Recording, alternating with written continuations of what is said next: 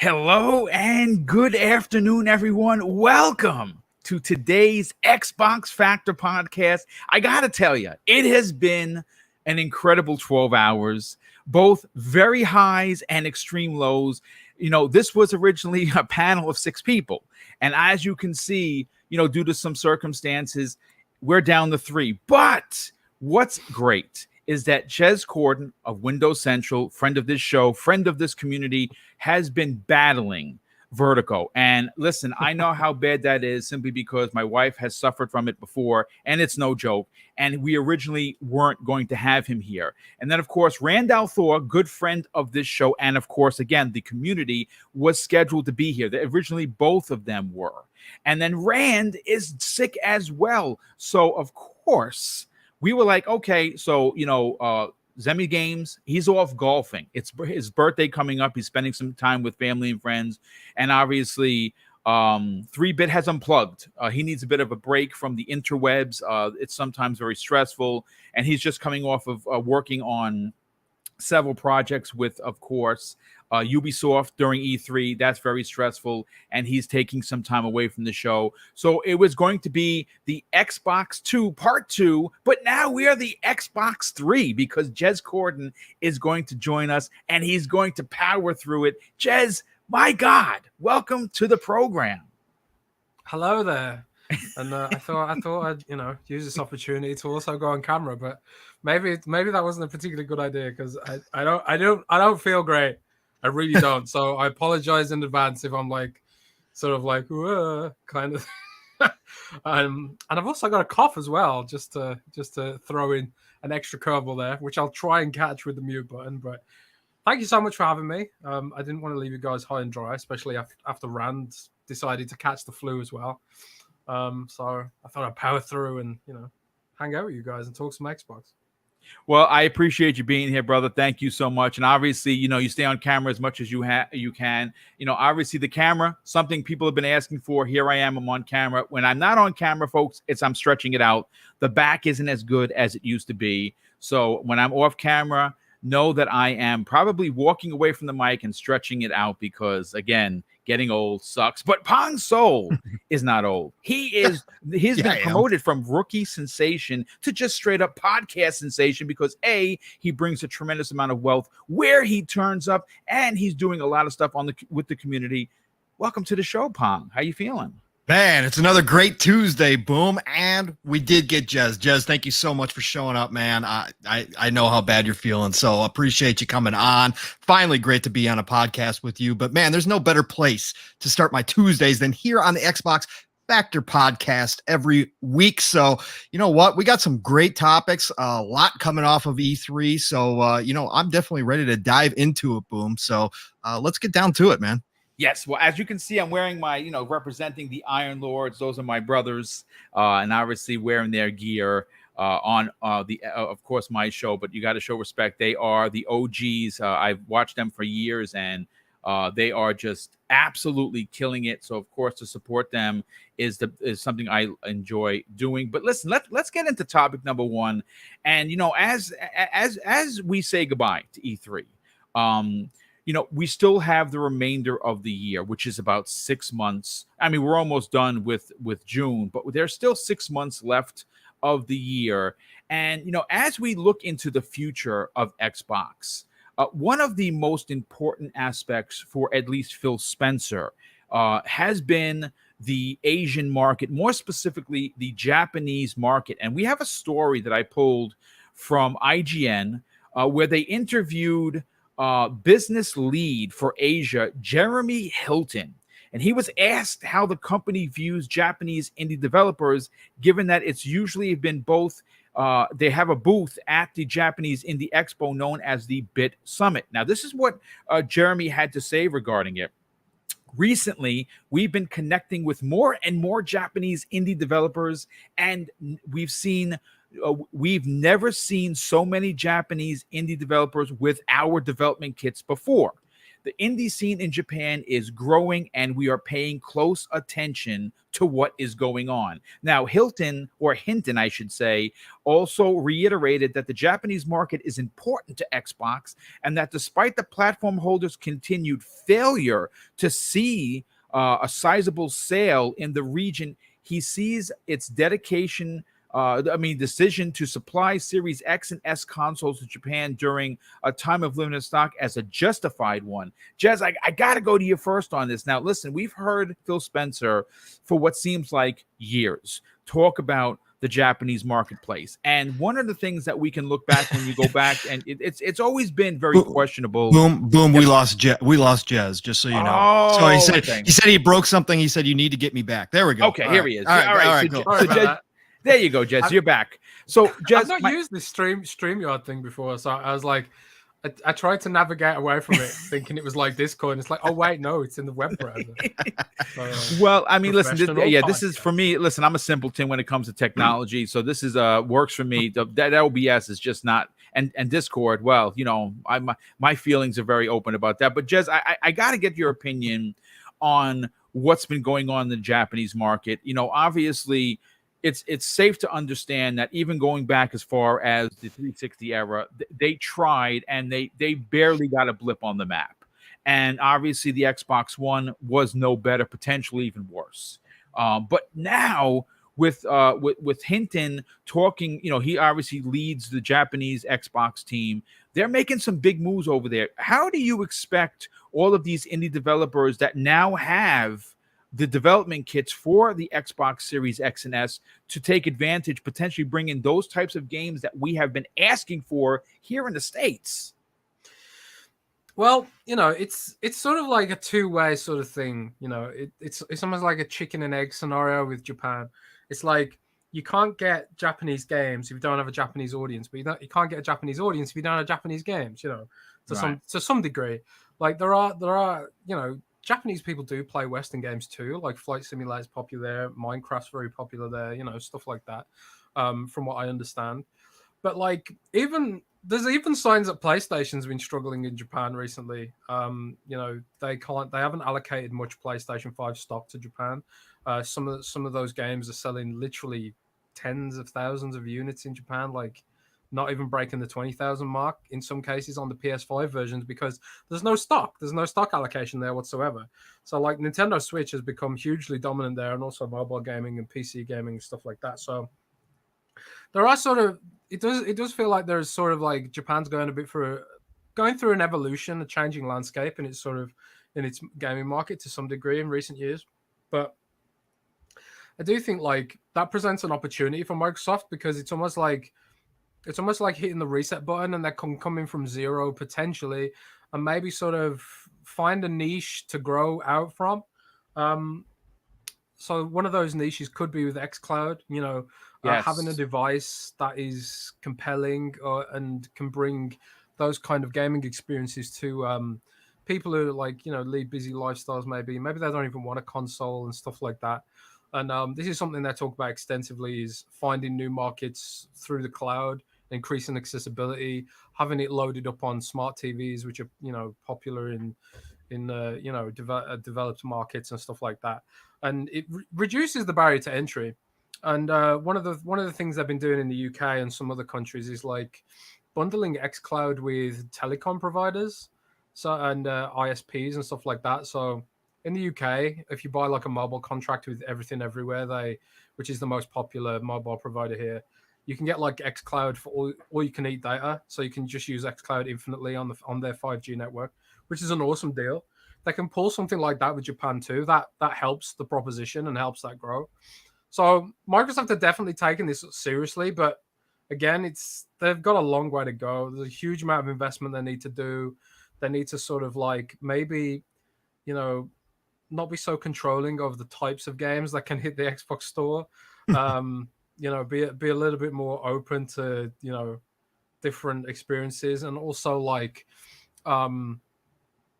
you know, localization is a massive problem still for Microsoft. Like I've been banging the drum about this for ages, but like it was only until recently, and only after like the community made so much noise about it, and Microsoft started showing languages of games on the Microsoft Store. So Yes, they're taking steps in that direction.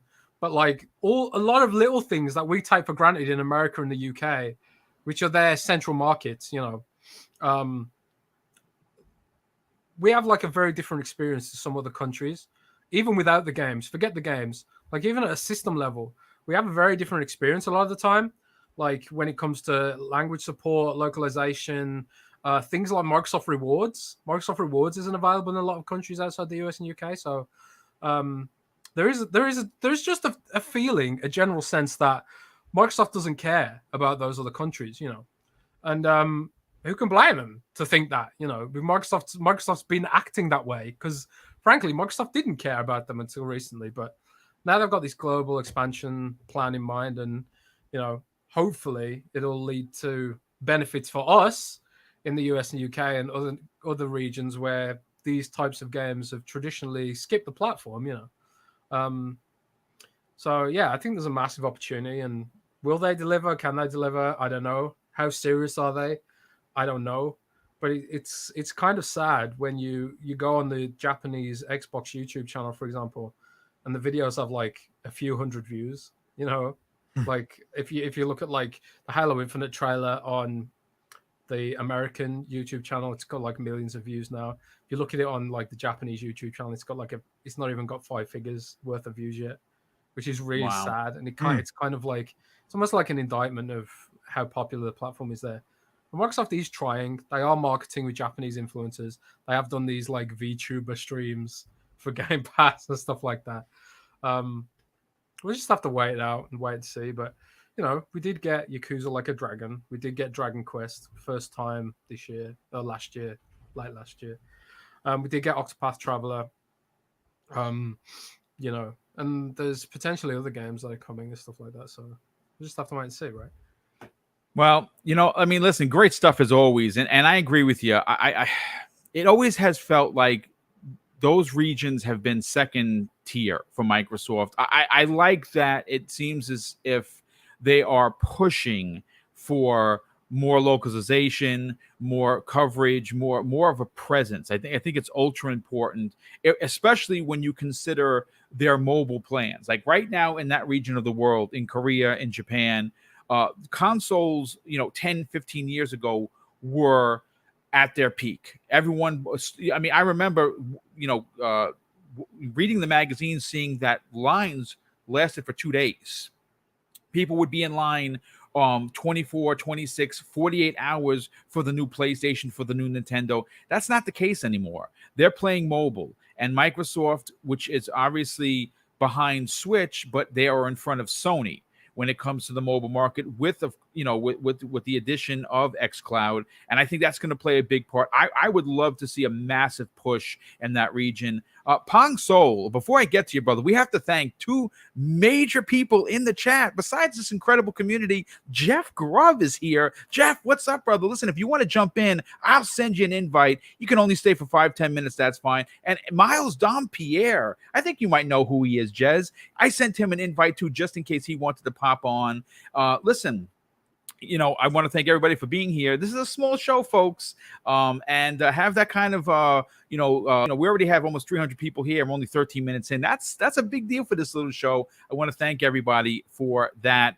But Pong, for you, looking from the outside in, seeing what Phil has spoken about, doing now they're doing these interviews with IGN Japan. They're getting the word out there. This region is important to Xbox. How serious do you think that they feel this is for their future in that region? Well, we've talked about so many times, Boom, on this show and others. For a long time, obviously, Xbox was just a joke over there. It was always the joke. Oh, Xbox is trying to launch again. I remember the 360 launch, and they really made a big push, and still really didn't have any gains over there, right? They were doing everything they possibly could to market it. But I think the continued push to get into that market is eventually going to pay off in some way. Now, whether or not we see this huge Xbox explosion over in Japan, well, that can be debated. But the deal is that obviously with Phil and his team's plan, obviously in Xbox and Microsoft, planning on trying to get to the 3 billion people that play worldwide, you have to try. You have to continue to push into these markets, even if you're not seeing the greatest of success. And obviously the indie scene is a big deal. More and more developers, more and more talent are coming into this industry than ever before. And now they have access to all these tools. And it makes that it drops, it obviously lowers the barrier to entry for a developer to start working on any kind of game right now. So if you want to be on that ground level, if you want to be on that ground floor, you have to have your product out there. And to hear that these dev kits are in more indie developers' hands is a positive sign. And it's not just about Japan here. We're talking about the entire East, right? Or we're talking about the Korea. We're talking about China. We saw Bright Memory Infinite come out of nowhere, right? From a single developer. I know he's got a smaller team now, but that's the stuff where you want to hit the ground running, because you don't know where the next big thing is going to come from. You don't know where the next big Among Us is going to come from, right? Yes. And if it does come from the East, if it does come from Japan, from these indie developers having the access to your tools, well, then you know what? You could find yourself in the middle of a giant boom, right? You could find yourself in the middle of an explosion of popularity if a game shows up out of the blue and hits right. And even if you don't get one of those big hits, if you get a quality, stable and consistent content coming out of indie developers in these countries, because just like Jez talked about, it's important that you have that presence from over there, because their culture is different, because they're going to make different games than we're going to have coming out of the West and Europe and all these different places. Then if you get that consistent content, then all of a sudden you start developing a fan base, right? They're looking for another indie title coming from their own region. And that can, the popularity, the power of having that cannot be understated, because once you start building a solid fan base, again, it's about mind share. It's about spreading that word. Then more people start talking about it in that area, and all of a sudden your base starts growing. Again, it doesn't have to be this huge thing. You don't have to be the #1 platform over there. You don't have to have the most success in the world. It's about taking those small steps and just increasing over time. And again, Microsoft's commitment to try to get in over there is something to be admired, because a lot of companies would have given up by now. It was, it's been failure after failure after failure. But big picture, again, Microsoft, Xbox, they're looking at this giant picture now. It's no longer, hey, we're just competing, in the Western market and the European markets, and if we get a little something over here, that's fine in the East. No. They've already stated multiple times that they're going after the whole pie, and they want as much of the pie as possible. Whether that's through mobile, whether it's through console, whether it's through, xCloud, whatever the case may be, they want to make that happen. So they have to continue to pump resources, pump marketing in over there, try to get people interested. And it sounds like it's working. Again, some of the reports we heard, it sounds like it's working. So again, if they can build upon that, it's all the better for the future and ultimately their goals that they need to reach. Yeah, no, absolutely. Listen, as someone who grew up, with I imported a lot of consoles. That was my bread and butter back in the days, and I played a lot of JRPGs, even though I didn't understand them. I beat Final Fantasy VII in Japanese using FAQs, like nice. Crazy. And then I beat it once again when it came to PlayStation 1 here in America. I've always been a big fan of them. I know it doesn't hit with everybody, but the fact that Microsoft is going out of the way specifically. AAA and AA big games, that's great, and they're coming. Yakuza 7 is a perfect example of hitting where on a console that particular series has not done, was never brought to, right? They brought it through Game Pass, and everyone's playing it, everyone's enjoying it. I'm really interested to see what the indie scene in Japan looks like, because we're very fortunate, specifically with Xbox in the UK and in the Americas, when it comes to the indie market. We're blessed with tons and tons of developers, games that we never thought we'd ever play. but to get the Japanese indies involved, I think is something special. I'm looking forward to seeing what they bring to the table, and I'm expecting big things, especially considering that this community, the Xbox community, has been asking for these types of experiences more so from the Japanese marketplace. I'm very excited to see what they do. But real quick, before we move on to topic number 2, this is a great way to open up the show. I got to thank a couple of people who dropped super chats. First of all, Davikin89 drops the first one for $2, and he says, "It's shrimp, fellas. Buckle up." And I think there's a joke in there somewhere. I don't understand what the shrimp thing is. I keep seeing it with Jez. Jez, you're going to have to explain that to me. What the hell did I miss? Anthony O.A. drops a £5 super chat and says, "Oh my God, it's Jez on cam. Hope you are doing all right, my man." And DJ Birdo DOS drops a $5 super chat and says, "Wait a minute, Boom. I thought Jez wasn't going to make it." Well, he's here. He's feeling better. He actually felt really bad that Randall Thor had to back out at the last minute because he's not feeling good. And Jez, is thugging it out. Jez, please explain to me what this shrimp thing mean. What did I miss? Listen, right. You have to ask Special Nick on Twitter what the shrimp I knew is. you were going to do it. Only Special Nick knows. Only Special Nick knows what the shrimp is. You have to ask him. So if anyone watching this, go and ask Special Nick what the shrimp is, because only he knows. Well, you know what, Special Nick, actually, it's funny. It's Jez chooses violence. Jez woke up this morning and chooses violence. This is what he does. Oh, my God. You know what? I will say this. I've actually been in talks with Special Nick from the Xbox Era podcast. Love their stuff. Listen to it just like I do, Rand's content, with the Xbox 2. And, of course, Colt, who completely knocked it out of the park last night. I haven't had a chance to listen to it, but I saw he had on. I mean, when you can have Major Nelson and Jeff Rubenstein on from Xbox, I mean, you're doing something right. So I'm definitely going to check out that later on. And, of course, who could forget Dealer Gaming? I mean, these are the Xbox podcasts that I like to watch and listen to. And Special Nick, the only reason why he hasn't been on, because he's agreed to come on, is the time difference. So we're trying to figure it out, because obviously he's all the way down under, and trying to get him on the same, on the same page has been a little tough, but hopefully we can get him on here. Maybe I can even ask him in person.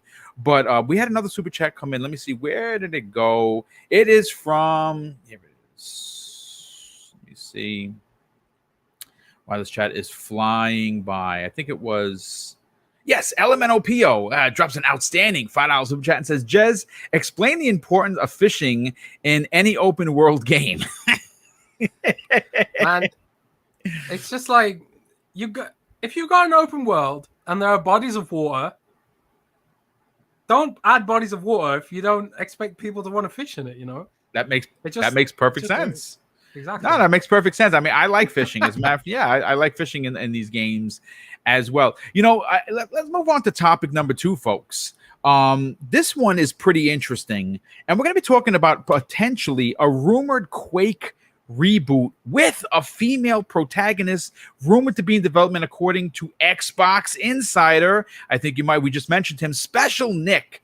And obviously, listen, we've seen reboots with Doom. We've seen reboots with Wolfenstein, and both of those are incredibly successful reboots of very ancient IPs that led the industry way back when and are doing big things for both the industry and its own IP in this era of gaming. Well, Quake, the last single player / multiplayer Quake that we saw was, I think it was on the Xbox 360. Let me pull up my notes because I have it over here. Yeah, we the last time we saw, we had a couple of multiplayer centric Quakes, and obviously I think in let me pull my notes up here, 2017 we had Quake Champions.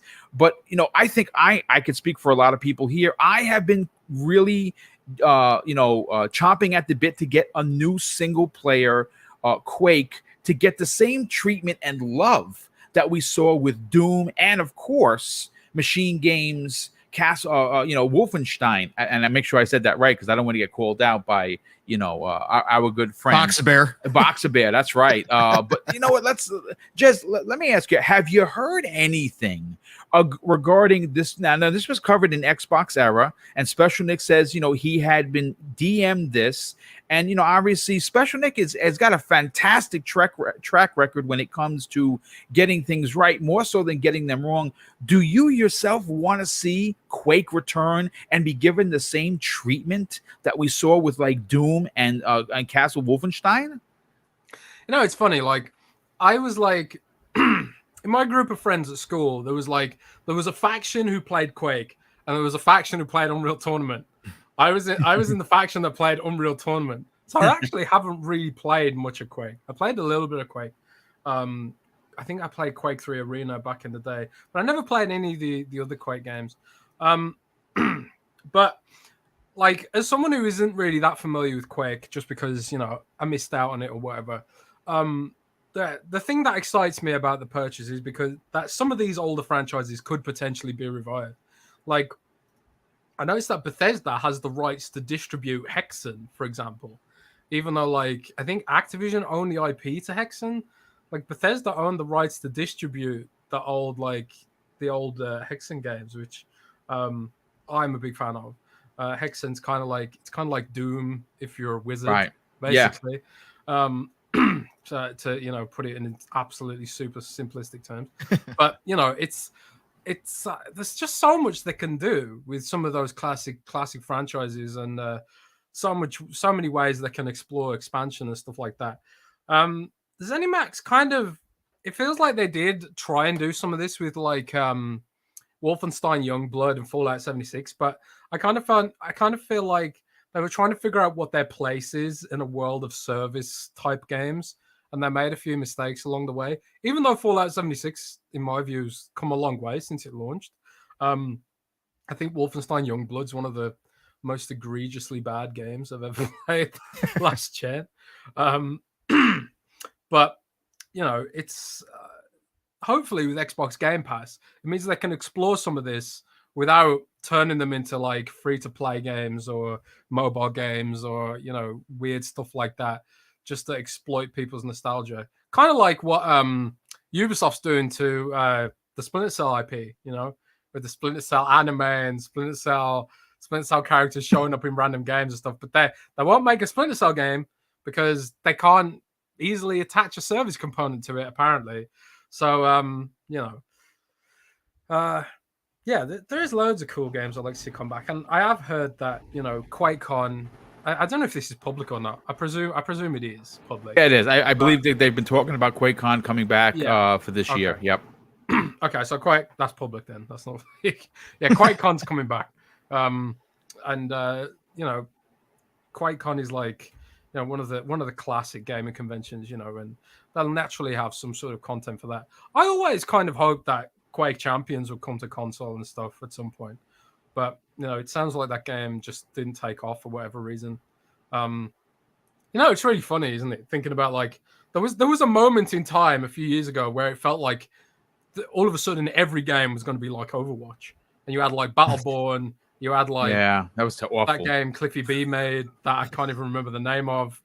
What was that game Cliffy B made with the champions? I can't even remember. And you had like Quake Champions. He made two. He made one that you could run on walls, which I thought was pretty good, and then it was the hero one, which I don't remember the name. I don't think anybody remembers the name. I can't remember the name. Am I just getting really old now? I can't believe I just literally can't remember the name of that game. But it felt like everything was going to be a hero shooter at one point. That's it. Your Lawbreakers, Yosemite Blam said in the chat.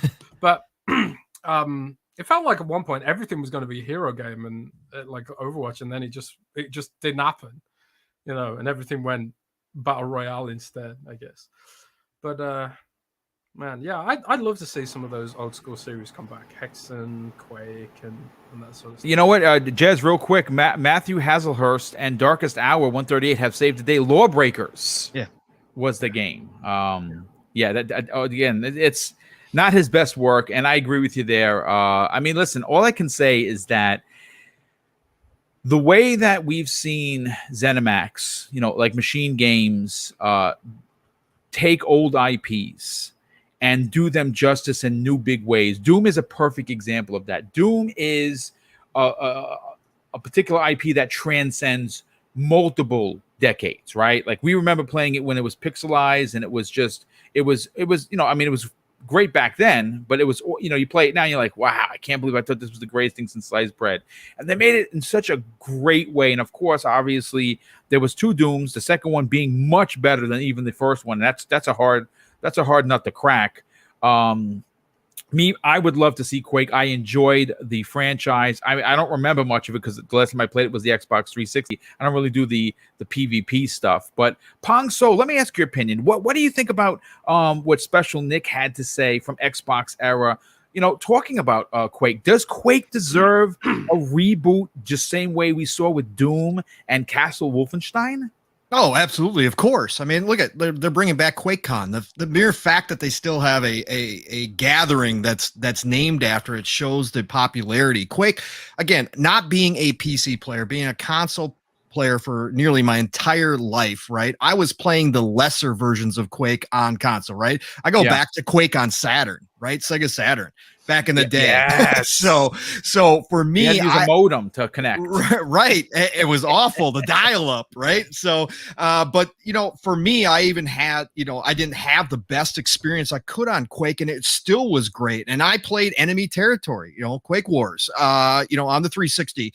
So even those not the ones that people didn't consider the best. I love Quake. I think Quake is a fantastic game. And obviously from a multiplayer perspective, the speed that you get out of Quake is unmatched. It is a special game that definitely drove first-person shooters forward, along with Doom back in the day, right? Quake was the offshoot.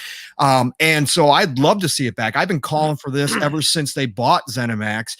And John Carmack, I'd love to see Microsoft bring John Carmack back and let him work with one of his original babies. He tweeted out when they first made the purchase, because obviously he had a falling out back in the day and left. But he tweeted out after the acquisition had been announced that he wouldn't mind coming back and working with some of his original IPs. So why not bring back the creator, the man himself, to redo it and bring it up to date and reboot the entire series? I think it would be fantastic.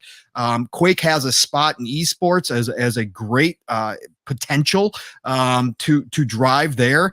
So I think Quake is definitely important enough and should be brought back. And I think it definitely has a name that is still to this day can definitely get people hyped. And so, like Jez was just talking about, the fact that Xbox now has all these older IPs like Hexen, etc., Quake, that they can go back into the vault and say, you know what, this hasn't been done, but back in the day, this was, some really, really high quality content. Let's bring that back. Let's try to revive it again and find a spot for it in today's world. I think you definitely could do it. Quake Champions, as Jez was talking about, it isn't the most popular. It didn't hit well, but that doesn't mean anything. That doesn't mean a reboot like they did with Doom could not just blow up and become the next big thing again. So I'm all for it. I think Quake is definitely important enough to give it a go. For sure. Yeah, and what's interesting is in the report from Special Nick, he says that the new Quake game will allegedly be developed by id Software, but be assisted by Machine Games. I mean, that's 2 heavy hitters. And again, look at what it did with Doom. Look what Machine Games did with Castle Wolfenstein. I think that would be great. But what's interesting was the fact that they're going to change the protagonist to a female. I think that's awesome, to be honest with you, because in the report, as the Quake series is ancient as the other 2 IPs, Ranger is a well-defined protagonist as the same way as Doomslayer is, and JB Blazkowicz is for Wolfenstein. I think that a lot of people would be open to telling a new story from a female perspective. Again, is it going to be the same Ranger character? I don't know, but I'm all up for change, and I am all ready for a new single-player Quake. And obviously, you're going to get some multiplayer in there, but I think that getting a story-driven single player experience for Quake to come back in a big way. Obviously, it's not going to be this year, but to have QuakeCon come back, I think that we might be in store for a big announcement. I'm certainly stoked for that. But I got to thank a couple of people with the super chats that came in. First of all, Gerald Mack doesn't just leave one, but he leaves two $5 super chats, and they both say, "Good morning to the hardest working man in the gaming podcast community." Well, thank you for that. I enjoy doing this. Mr. Boomstick and Panel, great show. And I think that was the first one. Yeah. And it said the same thing. Well, thanks for being here, Gerald. And thank you for the generosity, brother. We super appreciate that. You know, I have a particular topic. I kind of want to test the water in the room. Jez, I have you here. I got to ask. One of the games that were not announced for Xbox Game Pass that I think is going to be coming at some point and be announced is the zombie parkour game that's in development from Techland. Dying Light 2. Yeah, yes, Dying Light 2. This is a game I think is going to do very well. The first one is still being supported in a big way. Have you potentially heard anything on if this is going to be, because a lot of people are asking the question, I don't have the answers. I don't know if you do, but could that potentially be one of those big bombs towards the end of the year? Like, hey, this is along with everything else you're getting, and we're getting quite a lot, especially when you consider Halo Infinite and of course Forza Horizon 5 along with everything else. Could we see that in Game Pass?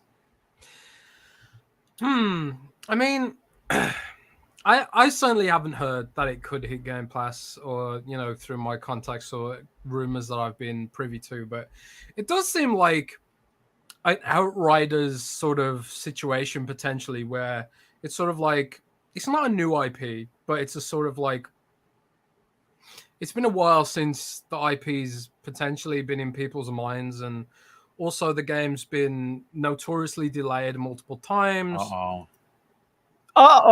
Here we go. Listen, look at this. This has turned into one hell of a podcast. Miles Dompierre joining us. I sent the invite with a wish. I got to tell you, folks, dreams do come true, because it was originally going to be a two-man show, and here we got Jez Corden and Miles Dompierre. Miles, how the heck are you? I'm fantastic. I saw your invite. I was kind of out and about, and I was like, you know what? I can get home. Jez is on cam. Let's celebrate it. I want to come on and say, Jez, I'm proud of you, bro. Jez, I'm proud of you. This is great. Yeah, Jez. He sent me a webcam, and I was like, why not? Let's do it. Get that beautiful mug out there, man. But I'm great. I'm excited. Community's awesome. So many awesome people in the chat. I felt the energy and had to just pop in at least for a little bit and say what's up. You know what? Even if you only got a few minutes to spare, it's great to have you. But Jez, please continue your point. Now I'm going to pass that question on to Miles, because I think he's going to have a good answer for that. So I mean, listen, we know that they have been working together in some way or another. We have no confirmation. Jez, how likely do you think it is about Dying Light hitting Game Pass? Yeah, it's just hard to say. It's kind of like there's probably a deal that exists where it could happen, but it's probably like, does what contractual obligations does Dying Light 2 already have in place? Do they have marketing deals with Sony and stuff like that? There's a huge web of complexity that can make these deals happen or not happen, right? So obviously no company's gonna say no to money. Right. And I think there's a deal that exists where this could happen, where Microsoft could be like, we'll offer you this much money, and Techland will be like, oh, we like money, we'll take that deal. Because you have to think, like, Techland is an independent dev. They're a pretty big independent dev with a lot of overheads, as in they've got to pay their staff. They haven't released any games for a long time. Yeah. Dying Light had DLC, but it was never designed to be a service game. It's just sort of like after the failure of Hellblade, which was like, Hellblade was supposed to come out, and that was supposed to be their game for that year or whatever. They stripped the assets out of that game and bolted them into Dying Light just to get some value out of them. So I do think there's a scenario where maybe Techland thinks we need some cash flow. this would be a good way to get some cash flow very quickly. Microsoft obviously would like to have the game day one because, look, the conversations around Outriders and MLB The Show basically marketed the platform by itself, So I think there's a deal that exists that could make this happen. I certainly haven't heard anything about it happening. So, but who knows? Like these days, I just kind of like, I don't even like making predictions these days because Microsoft has more money than they've ever had. Yes. And it just feels like they can do anything. Who in the hell would have ever predicted MLB The Show would come to Game Pass Day one, developed by Sony? How did they pull that off? That's like a trick shot in snooker or something. And think about it, Jez. They also not only got not only got it in Game Pass, but they also got all the marketing rights. So in all the baseball stadiums, it's Xbox everywhere. You don't see the PlayStation advertising. So not only did they slap them in the face once, they got them twice. It's crazy. I would even dare say That's added like to that, it would be flex, that is. Yeah. I would even dare say maybe a third time because PlayStation 5 players had to pay $76.11 here in the in the Americas, or at least New York State, where Xbox gamers just had to press download for their $15 a month. So they technically got them 3 times. Miles, let's bring you into the conversation. I want to thank you so much for being here, brother. Big fan of your work. I got it. First of all, I would have said this if you would have been here regular.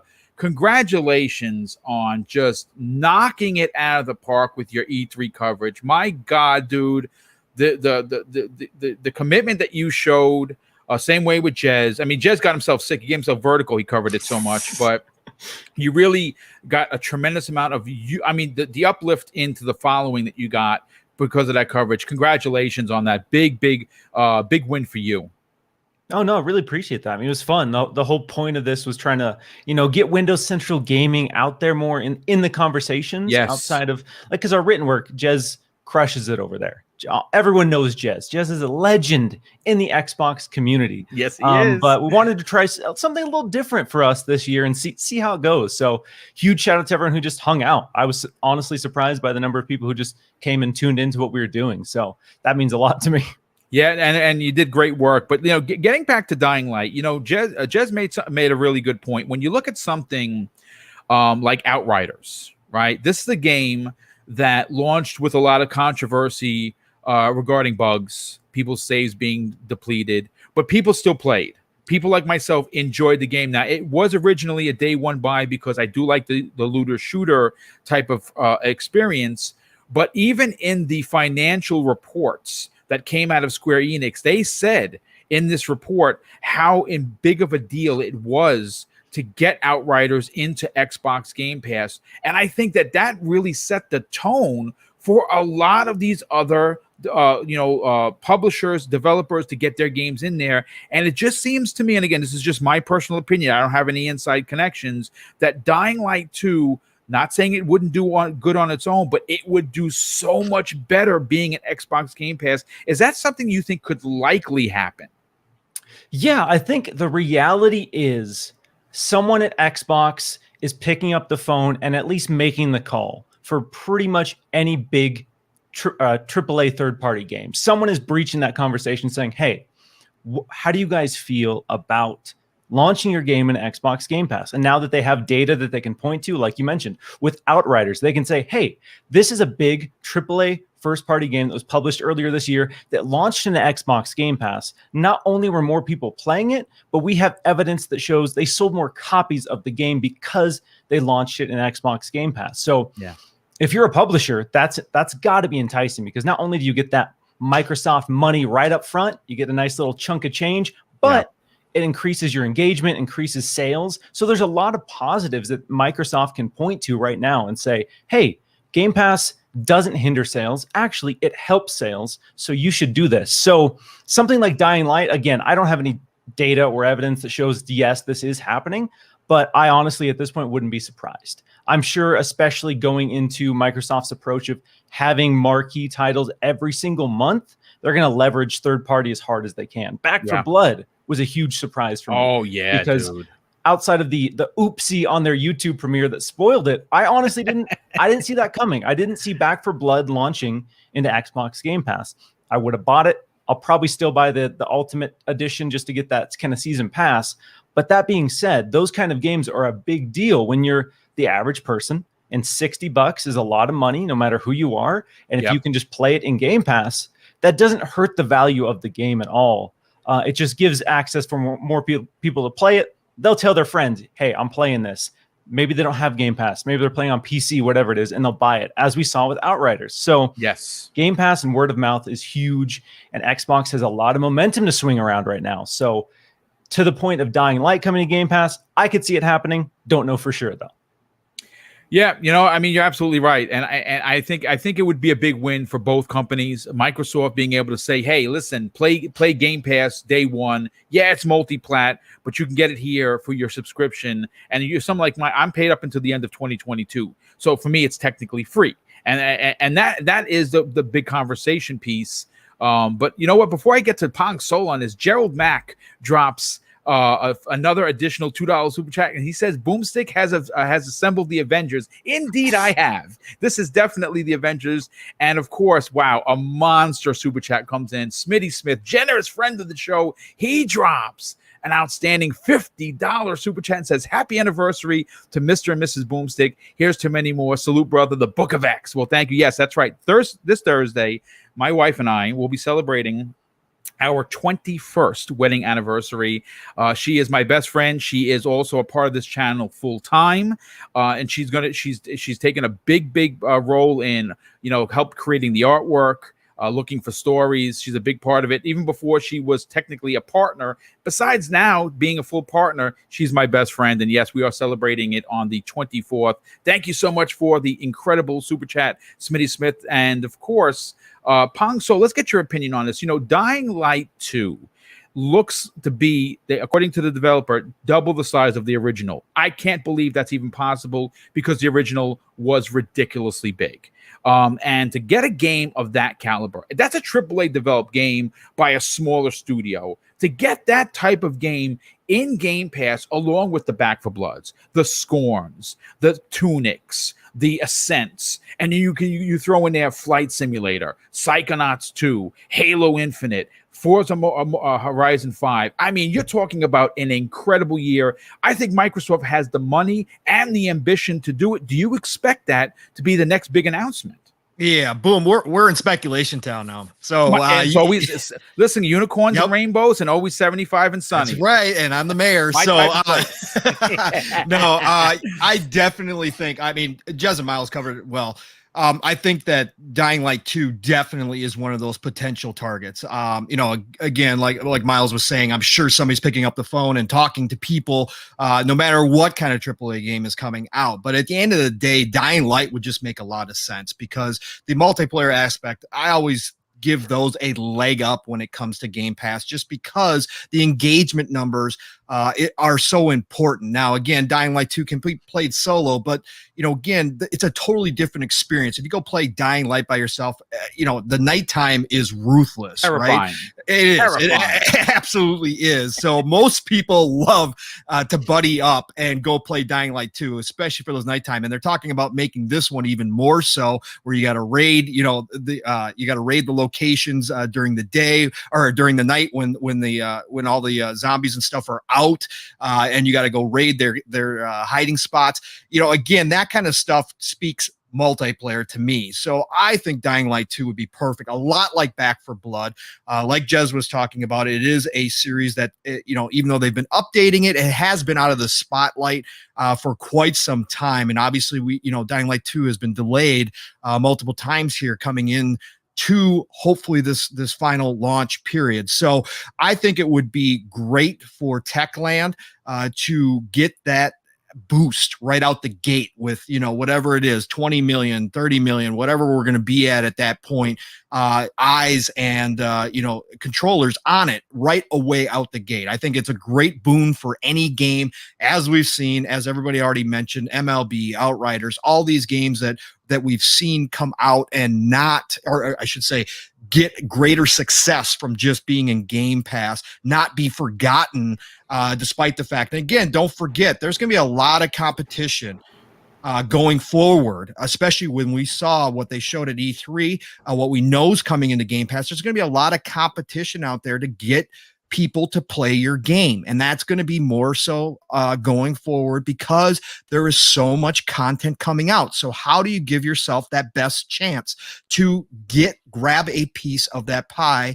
And you do that by giving yourself the advantage of hopping into Game Pass. So I think it makes perfect sense. I hope it happens. I mean, again, Dying Light 2 is going to be a game I've got budgeted in. Again, I'm a budget gamer, so I got to watch it, but I've got to budget it in because I'll buy it no matter what at the end of the day, just like I was going to buy Back 4 Blood no matter what. So I hope it shows up. I think it would be a great boon for them. And, obviously I'm all about it. So I hope I think there's another angle there too. Like by the time Dying Light 2 actually comes out, we'll have moved over to the Xbox Series X server blades.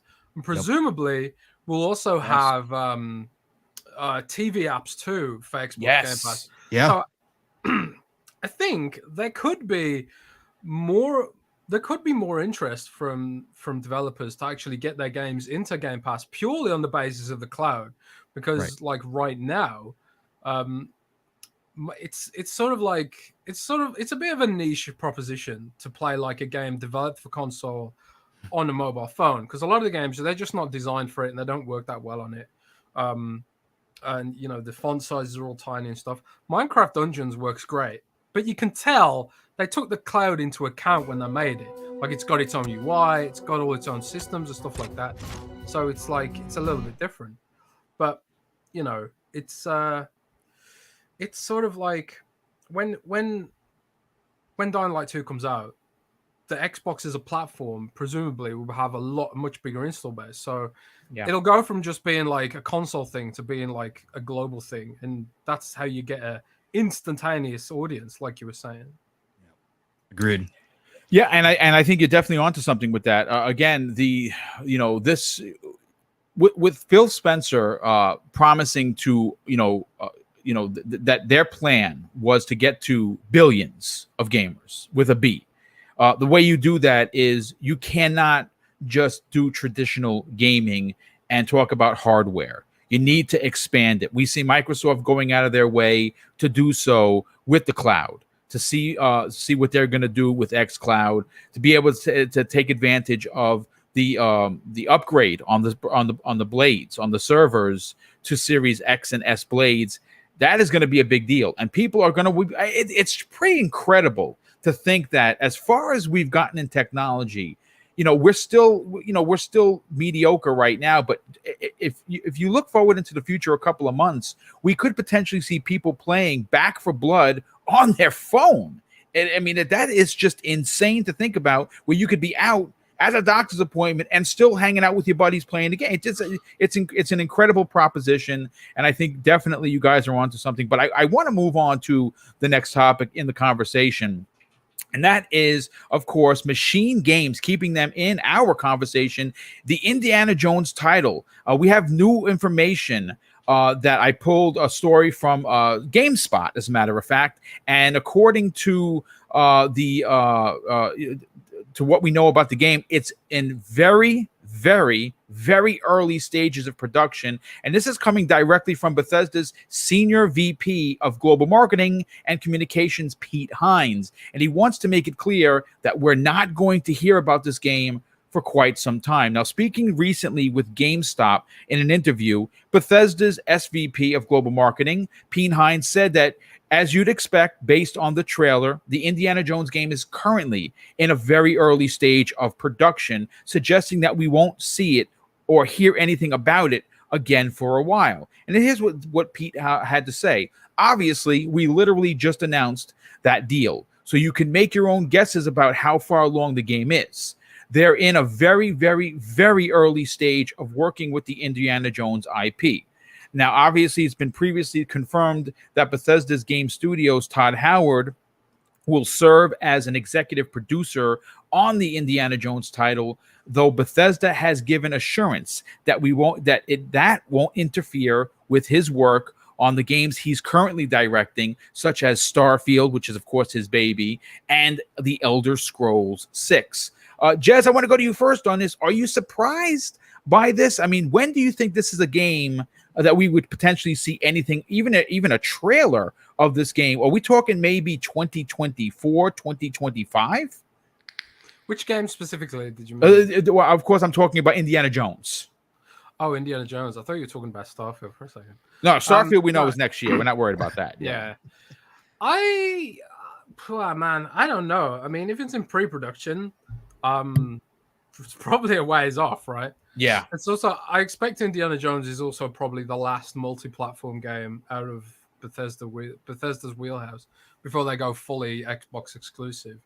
Because the contract for that was signed before the ZeniMax deal was ultimately closed. So, man, it could be a while, but it ultimately depends on the nature of the game. Depends on like how quickly they can iterate and stuff like that. And maybe it won't be, because they churn out Gears of War games pretty quickly. Like every 2 years or something like that. Yeah. And, so if it's sort of like a linear kind of 3D action game, in the same vein as say Gears of War, potentially they could get it out fairly quickly-ish, I guess. If it's like something a bit more complicated and open world or something like that ridiculous, I don't know, maybe we could push it out further to 3 years, 4 years. But we don't know anything about the game. Could be a dating simulator for all we know. Indiana Jones dating simulator. If it's a dating simulator, you look at it like what, maybe a year in dev. I hope it's not a dating simulator, to be honest. Who knows? It might be. But I don't know. I haven't heard much about that game from sources or whatever. I'm not as well connected as like the likes of Jeff and stuff like that. But it's I'm excited about it. I am an indie fan. Me too. Yeah. I mean, look, I'll say this about the game. It was just announced in a teaser trailer that they released on social media, right? Like it came out of nowhere. They shocked the world. But Miles, let's bring you in on the conversation. Jez mentioned something pretty interesting. One of which I still had my doubts on what exactly would it be, and I'm talking about the exclusivity.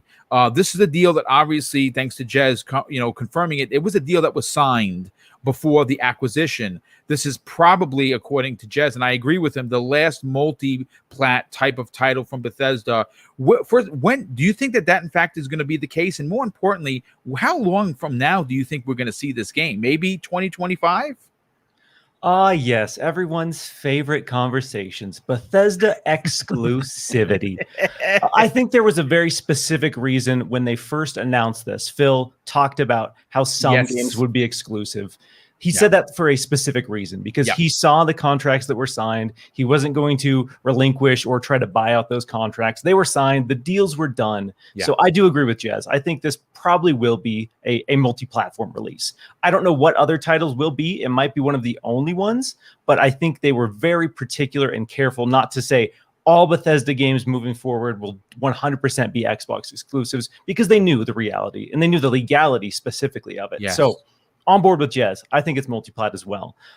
In terms of release, like Jez said, it kind of depends on the scale. If they're trying to make the epic Uncharted, it's kind of ironic. Yes, that's what I want. Compare Indiana Jones to Uncharted, because Uncharted was Indiana Jones, but you know what I mean. If they're going for that, probably 3 years. They've said they've started production. They didn't say pre-production, correct? In this article, they stated that production has started.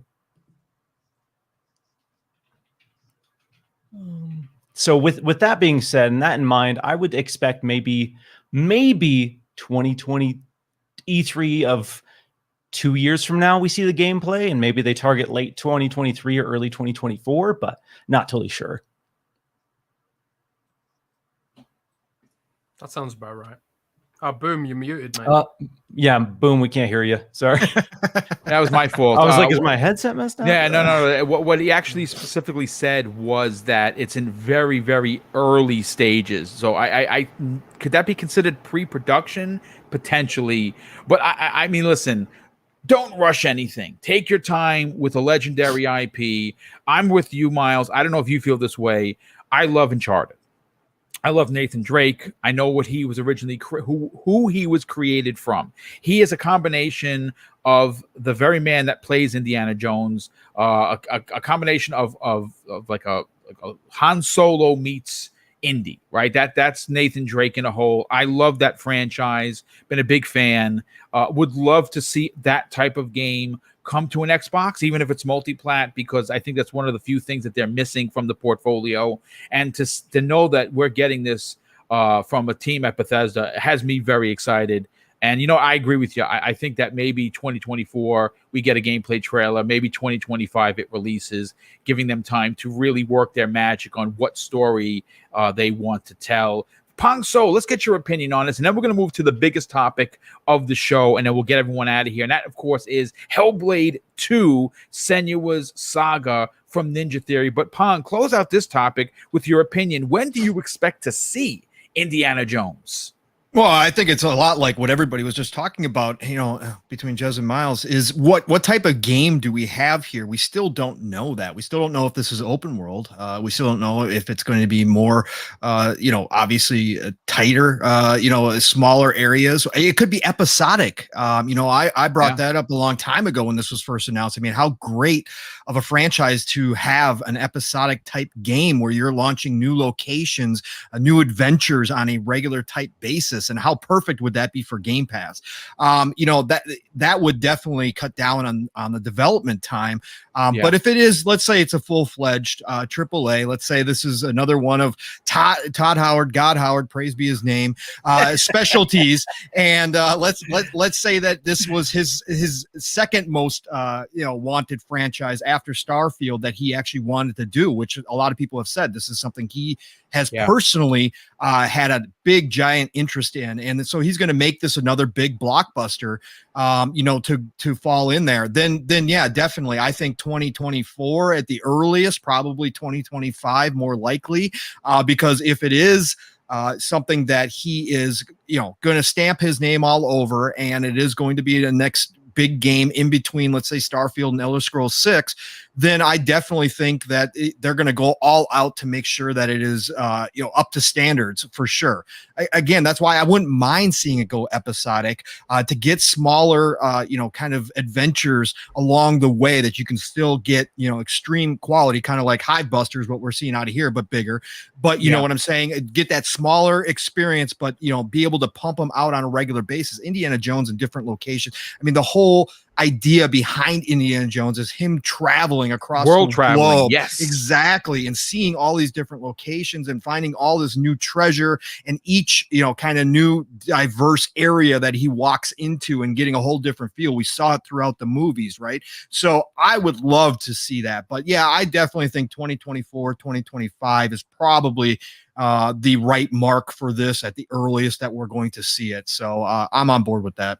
Yeah, I absolutely agree. Real quick before I forget, East Texas Alex, generous friend of the show, he drops an outstanding $5 super chat. Says, "Good morning, everyone. Great to finally see Jez on camera. Hey, Jez, maybe you can get Boom or Pong on to put mayonnaise on fries since brands won't." Listen, that's a thing. Mrs. Boom doesn't do it often, but she does like mayonnaise to dip in the fries, and I've tried it. Actually, it's quite tasty. It is not as terrible as some people say it is, to be honest. Yep, not my first choice, but I'm along with you, Boom. Yeah, I'm more of a I would do it. kind of a guy. I would do it. Try, yep. Try it, man. Like, just try it. What you got to lose?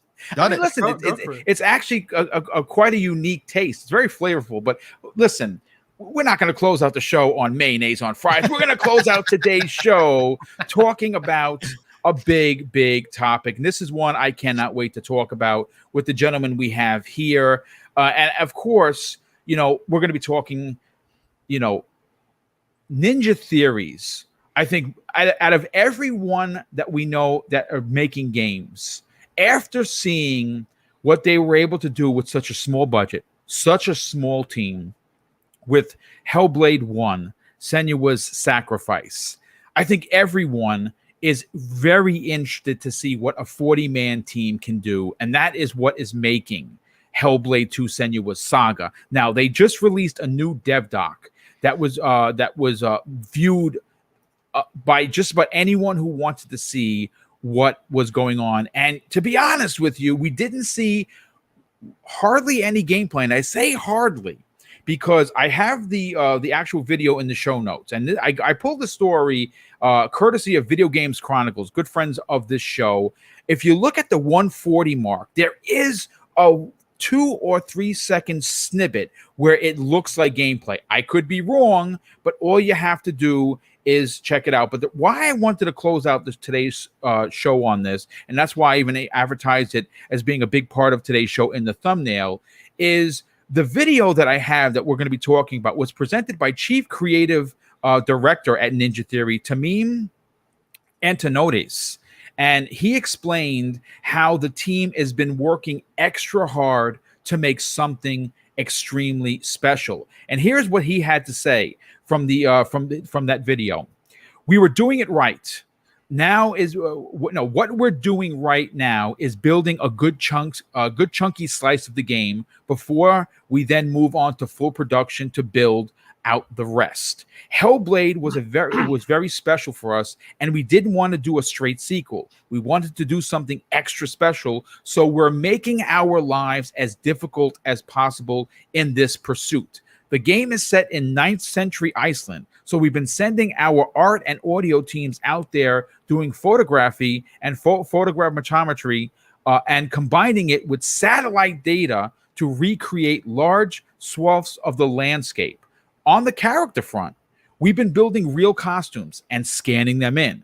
We're collaborating with Epic Games to bring you next-generation digital characters. On the combat front, we want it to be extra real and brutal. So Melina, our main actress, has been training for over 2 years, and all of our animators have undergone combat training.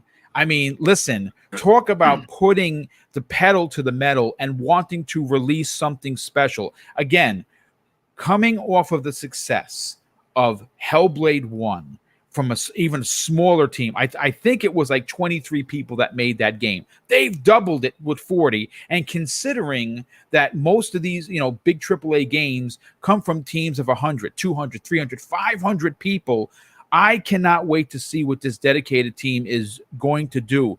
But the real important question here, Jez, and I'll start with you, is, and of course, this is important to both Ninja Theory and Microsoft, rushing it to completion would be a mistake. With that said, when do you expect to see this game, considering that we have no idea? Could this be a holiday 2022 or even a first quarter 2023 game?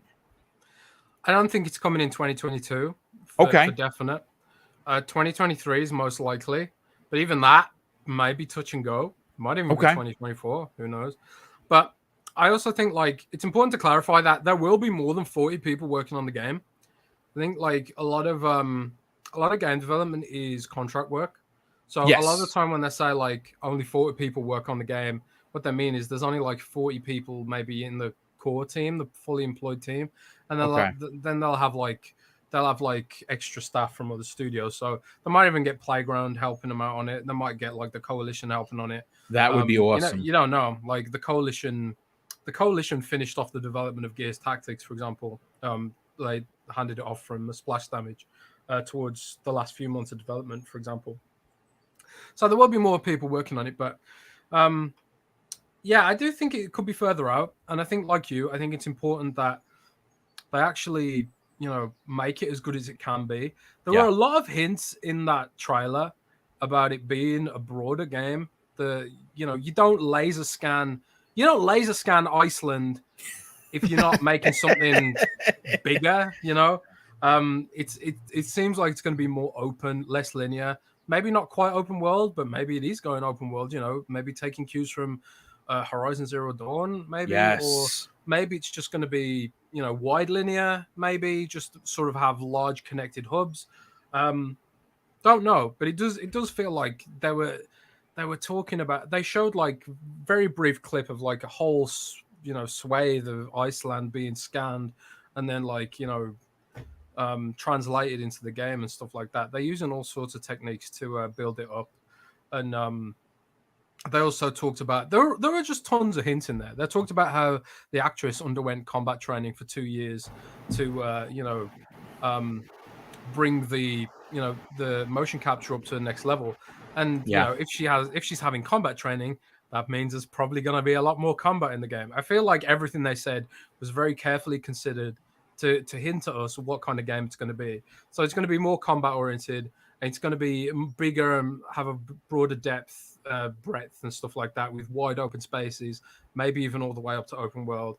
And I'm incredibly excited for it, because it's just such a cool IP. It's just so cool. It's so dark, and it's so sort of almost kind of like unique, There's not that many games. I mean, I know we just had Assassin's Creed Valhalla, but there aren't that many games that really sort of go really deep into the sort of the historical, almost spiritual aspects of the Nordic, Pictish sort of era.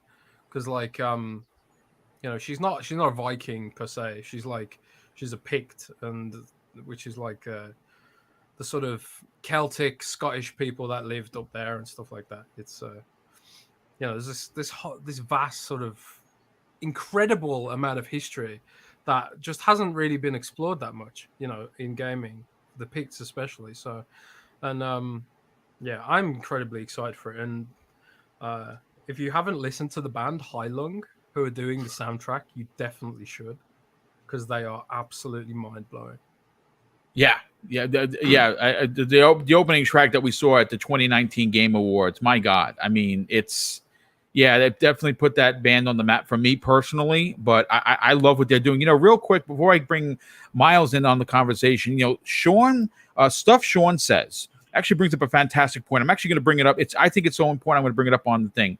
Over and above the game itself, the Insight Project is super important for mental health issues too. We don't praise that enough. Congratulations or a hands clap for Ninja Theory. And I agree with you right there. I think one of the most important aspects, besides the game being good, is their dedication to making mental health awareness a thing, making it a important part of the conversation. And that's something that gets lost in, hey, AAA game for Xbox. It's so much more than that. But Miles, let's bring you into the conversation. This is one of those games that I feel is like right up there, in my opinion, with like a Halo or Gears. I think that the IP is going to be expanded in a big way. I think Jez is onto something. You don't scan Iceland if you're not going to have potentially a Gears of War-esque open world where if you want to go all the way to the right, there might be something there for you to find. I'm hoping that they offer that kind of experience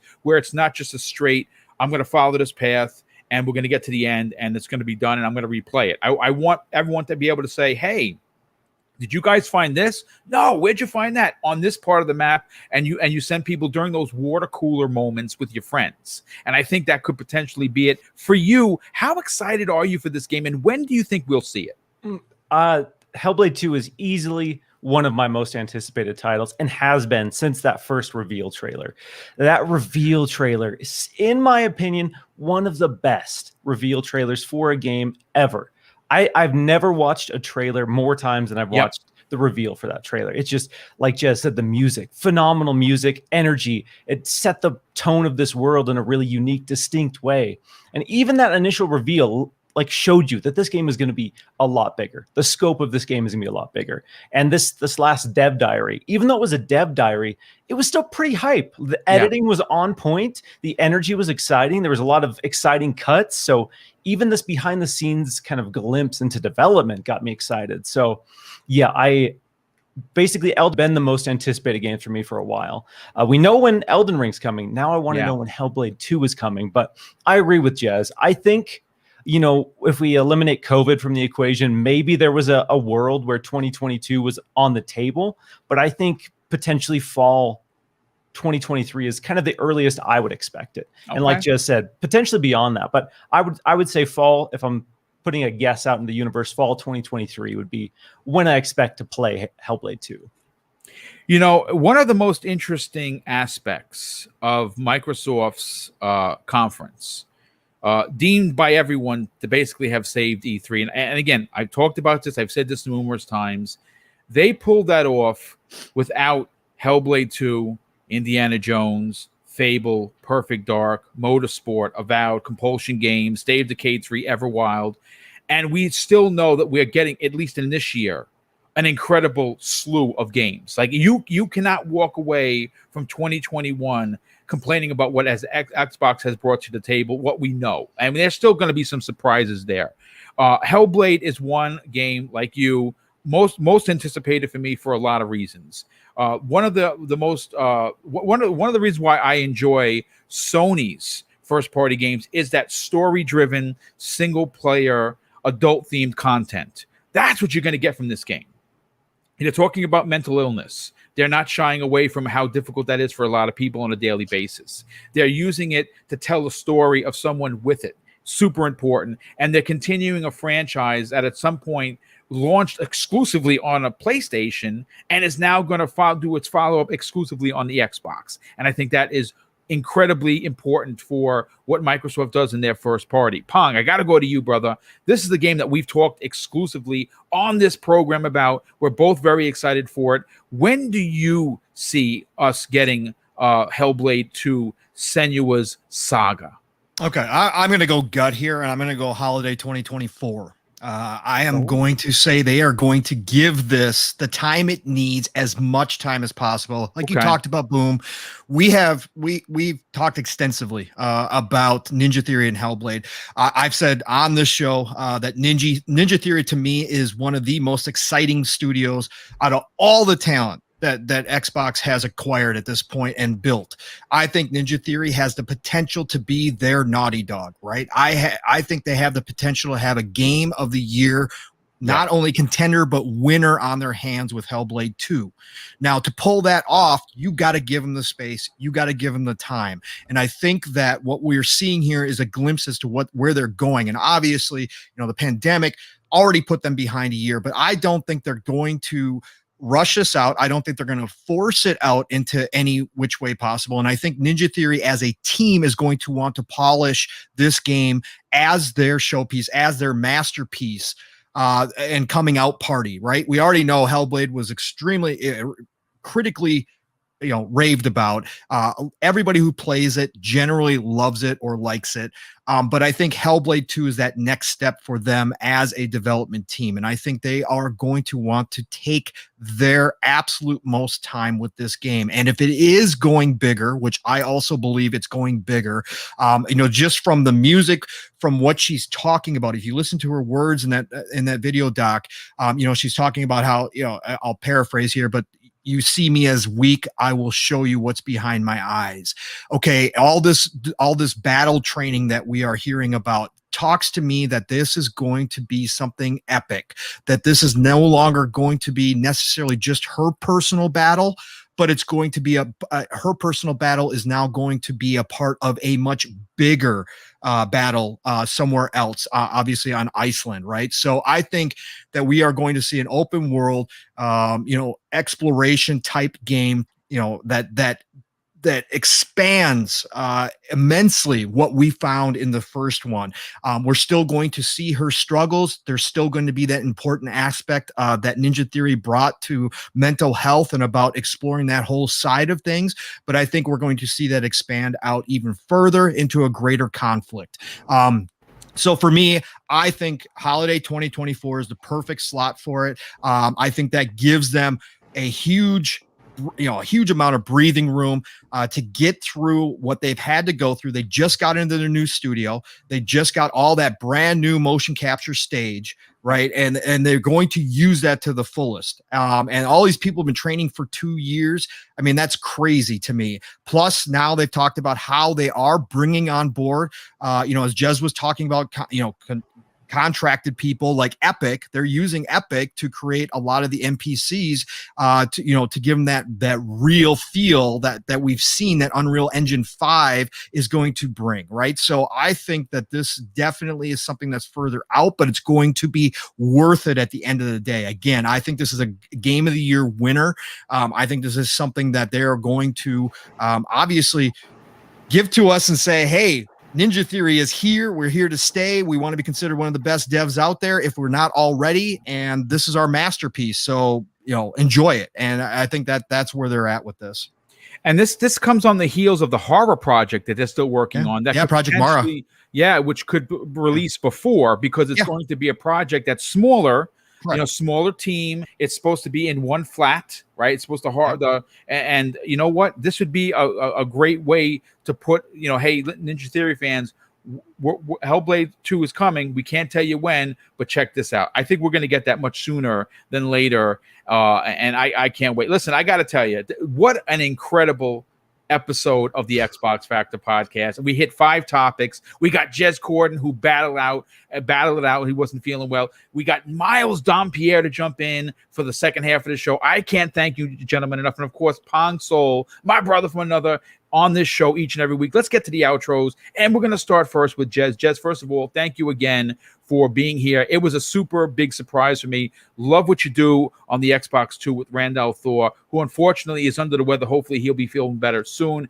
And of course, would love to get you guys back on, maybe at the end of the year, maybe even in the new year, as a duo to do that ultimate crossover with the Xbox Factor podcast X. Of course, the Xbox 2. Tell everyone where they can read your incredible work at Windows Central, where they can reach out to you on social media, and what you got going on, within the gaming community. Well, I'm actually going on vacation next week, so you won't see. Good for you, dude. Well deserved. Yeah, finally. I haven't had a vacation for ages, but yeah, I'm on Twitter at Jez Corden, JZCorden. We also have a Discord server now, discord.gg/Windows Central. We got the special URL and everything, so that's interesting and cool. Nice. But beyond that, windowscentral.com. Trying our hardest to bring the best and most comprehensive Xbox coverage on the net with our very limited resources. So we're not quite as big as IGN, but we try. We're getting there slowly, a bit of a grind, but we will get there, and we will prevail. But yes, you will. You guys have incredible writers over there. Love what you're doing. Obviously, we have 2 members of Windows Central here with us today. That we're extremely honored and privileged to have you guys on here. Miles Dompierre, got to tell you, brother, love what you're doing with the community. Your podcast has exploded on the scene. Your lineup of people, of guests, that you put out there on Twitter the other day, fantastic. The amount of people that tuned in to Randall Thor's thing, I was one of them. Incredible. Tell everyone where they can check out your weekly podcast, what you got going on, and where can people reach out to you on social media? Yeah, so if you want to hit me up, shoot me memes, complain about my bad takes on Mass Effect, just at Miles Dompierre on Twitter there. Like you mentioned, Xbox Chatterdays. I've been kind of blown away by the reception of that. So great show, dude. Every Saturday we do a live show. It's intimate. It's a one-on-one vibe, me and a guest. But yeah, I'm still a little blown away by the number of people who tune in consistently every week. So I appreciate all you guys hanging out and listening to me ramble about video games. It means a lot. And like Jez said, Windows Central Gaming, we're trying to build up every aspect of it. So the website, the video side is kind of where I spend a lot of my time. So if you want to show me some love, just like a video, just share a video. That's all I need. But that's it. I appreciate everyone.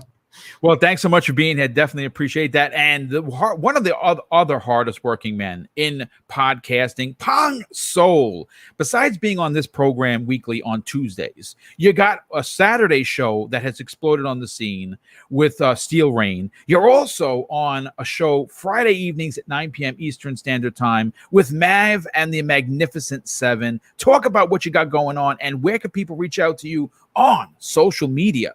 Yeah, thanks so much, Boom. Another great Tuesday. Jez, Miles, thank you guys so much for being on here, man. It's been an honor to be on a podcast with you guys. I've been watching you guys for a long time. Love what you do, and just really appreciate both of you and all the hard work you guys put in the information that you give all of us. So thanks again, gentlemen. Just an honor. But chat, you guys were absolutely amazing. Love each and every one of you that comes out and supports us all the time. So thank you so much.